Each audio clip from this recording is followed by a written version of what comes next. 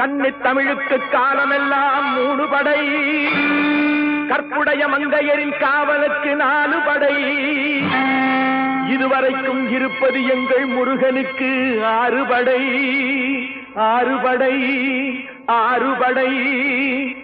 இன்று எங்கள் மருதமலை கோயில் ஒரு 7 படை, 7 படை, 7 படை.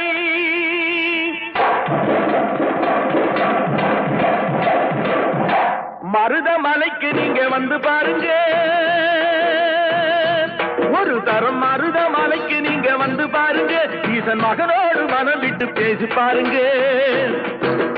மருதமலைக்கு நீங்க வந்து பாருங்க, ஈசன் மகனோடு மனம் விட்டு பேசி பாருங்க. தீராத வினைகள் எல்லாம் தீர்ந்து போகுங்க, சத்தியமா சொல்லுறேன், தீராத வினை